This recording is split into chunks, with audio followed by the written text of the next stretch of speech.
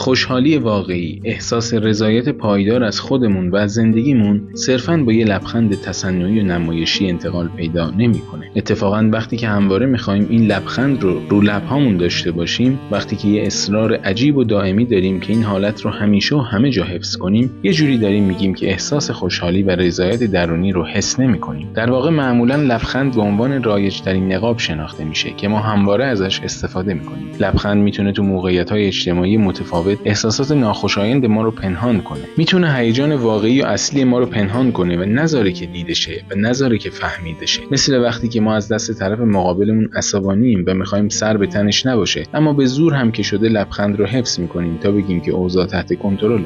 یا مثلا تو بعضی از شغل‌ها گاهی اوقات این پنهانسازی تبدیل به یه عادت میشه، مثل مجری‌های تلویزیون که مجبورن تحت هر شرایطی تظاهر به داشتن لبخند کنن که در واقع این لبخند ساختگیه و اصلا هیجان اون لحظه اون فرد نیست. نهایتا کسی که اصرار داره مدام لبخند بزنه یعنی اصرار داره مدام خودش نباشه، اصرار داره مدام چیزی باشه که نیست، اصرار داره خوشحالی خودش رو به دیگران نشون بده، اصرار داره به زور به دیگران بگه که راضیه و خوشحاله.